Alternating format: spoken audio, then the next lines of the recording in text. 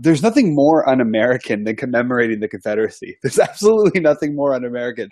I mean, Robert E. Lee, Jefferson Davis, Stonewall Jackson, and ISIS are all on the same side of history, right? You know, radicals, pro-slavery extremists in open armed conflicts against the government of the United States. I mean, there's just no denying that. He had a really, really bad week, guys. There's no other way. Yeah. There's no way around it.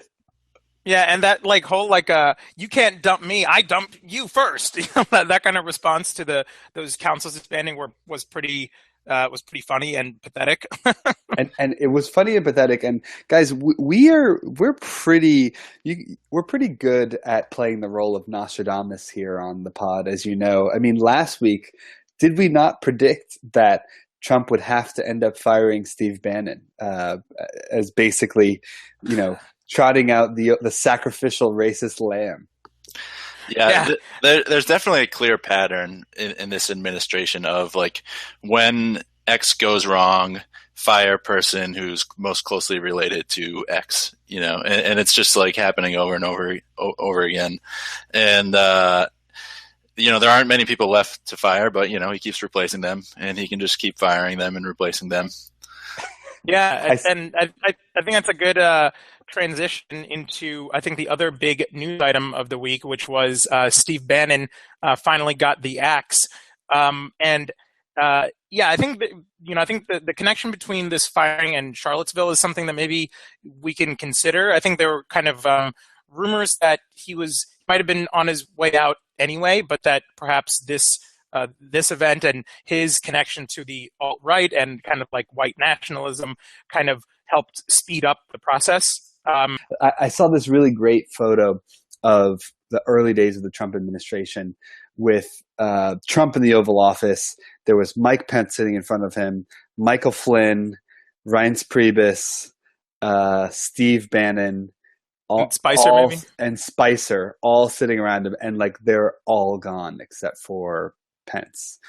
He's like got the kiss of death, man. Like if you're around him, like he's like the Black Plague. He's the orange blob. I mean, he's terrible for anyone's kind of like self-worth and dignity, and just so great to see him kind of pushed out. And I think on top of just like the news of him getting pushed out, which is, you know, enough to be clown as it is, since it's kind of like a farewell party for us here at Radio Free USA. And you're out of the White House, and we're not, you know, we as taxpayers aren't paying his goddamn salary anymore. So I think he is definitely clown of the week. He's clown of the week. The one thing I just am reflecting on now is he was one of the few people who was not associated with Russia, which is a bit of a surprise, right? I mean, was there any sort of Russia baggage with Bannon? I can't recall. No. Bannon doesn't agree with talking to anybody outside of the country. It seems like he seems like a very like pure isolationist. Exactly. It could also be that Russians don't like Nazis, so they don't want to associate with that. You know, that whole Soviet non-aggression pact didn't go too well for them. Yeah, well, that's I co-fefe that nomination, Rahul. That was a strong nominee this week. Tim, who are you going to nominate? So I'm going to nominate the Nazi crybaby Christopher Cantwell, who was. He was featured on a Vice News segment, which was really like a shocking and like eye-opening segment that went viral.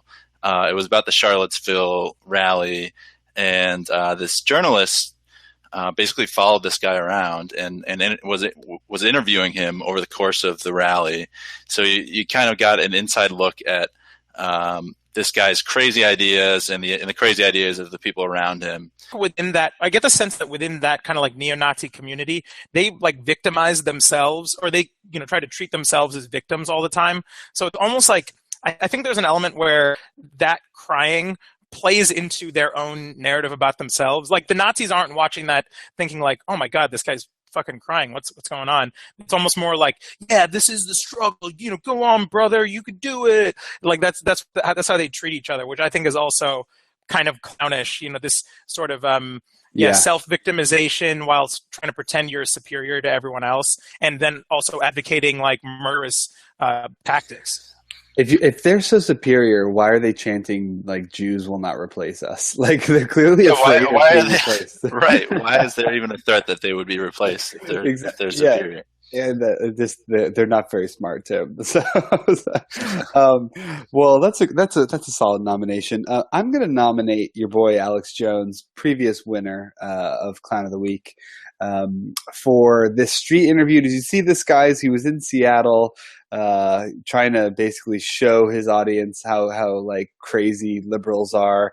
And there was this fat guy who walked through in the street and like called him a racist and threw a cup of coffee in his face.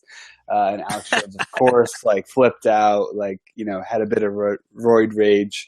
And then another guy, a biker, sort of like, who we tried to interview, said, "No, I don't talk to racists." So I just thought it was great. Steve Bannon, Bannon the Barbarian is the Clown of the Week. Yeah, I agree.